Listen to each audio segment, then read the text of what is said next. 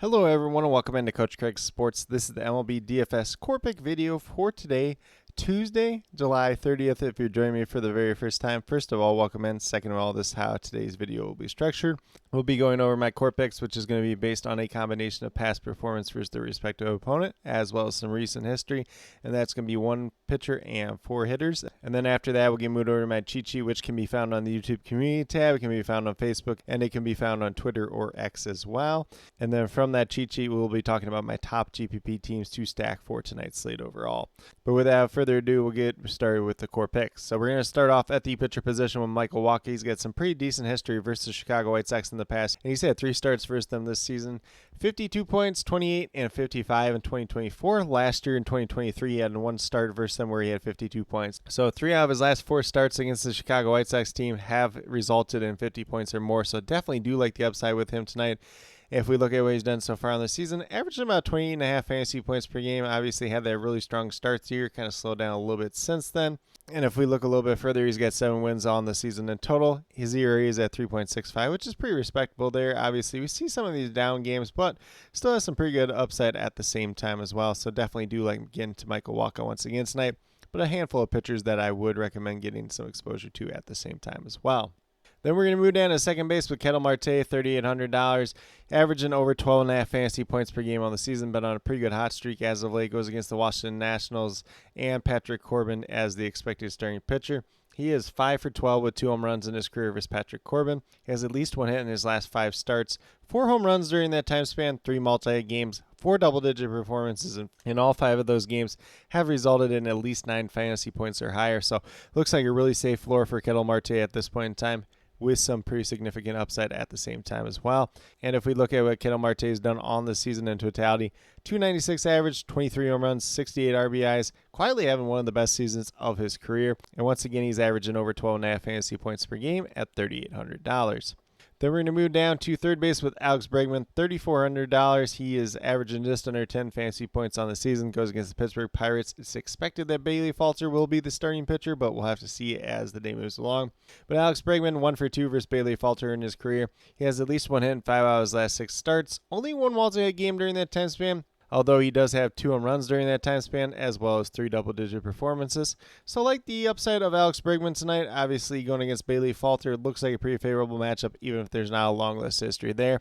And if we look at what Alex Bregman's done so far on the season in totality, 254 average, 14 home runs, 51 RBIs, once again averaging just under 10 fantasy points per game at $3,400. Then we're going to move down to the outfield. We're going to start off with Masataka Yoshida of the Boston Red Sox, $2,600, averaging about 8 fantasy points per game on the season. Goes against Luis Castillo tonight. He is 3 for 5 versus him in his career, and Yoshida's actually hit the ball extremely well as of late, so he's on a modest 5-game hit streak. 2 multi-hit games during that time span. Doesn't have a home run during that time span, but during those 5 games, he has 4 double-digit performances and at least 9 fantasy points or higher in all 5 of those games, which is something we're looking for in a value play like Yoshida, who's $2,600. If we look at what he's done so far on the season, 270 average, 4 home runs, 29 RBIs. Obviously a guy that's probably just a better contact hitter than anything at this point in time. He hasn't really shown quite as much pop as we had kind of hoped for when he came over to the major leagues, but definitely do like the matchup tonight. That history is there. He's been doing pretty well as of late, so as a value play at $2,600, looks like a pretty solid one overall. And then last but not least, we're going to go with Lourdes Gurriel Jr., $3,000, averaging just under 9.5 fantasy points per game. Goes against the Washington Nationals and Patrick Corbin on the mound. And in his career versus Patrick Corbin, he is 2 for 3, so not a large sample size there, but he's on a modest 6-game hitting streak as we do speak. Only 1 multi-hit game during that time span, 1 home run, and does have 3 double-digit performances, so starting to turn it around once again. He's at a 267 average, 14 home runs, 57 RBIs, once again average about 9.5 fantasy points per game at $3,000, but definitely do like the upside going against the left-handed pitcher in Patrick Corbin tonight. But with that being said, if you go with these 5 players that I do currently have listed here, you have $13,100 remaining. Just under $3,300 remaining per player, so a good amount of money remaining left over, whether you want to pay up for a star player, maybe a Bobby Witt Jr. at shortstop. Once again, looks like a pretty great matchup for him going against Jonathan Cannon of the Chicago White Sox. You know, maybe it's somebody at first base, maybe it's somebody in the outfield. A lot of different ways that we can approach tonight's slate overall. Or if you want to go with a little bit more balanced build, you can definitely do that as well. But with that being said, we'll get moved over to my cheat sheet and talk about my top GPP teams to stack for tonight's slate overall. So once again, the cheat sheet is 100% free. It's up on the YouTube community tab. It's up on Facebook. It's up on Twitter or X. So definitely feel free to check it out and use it as you're building out your lineups for tonight's slate overall.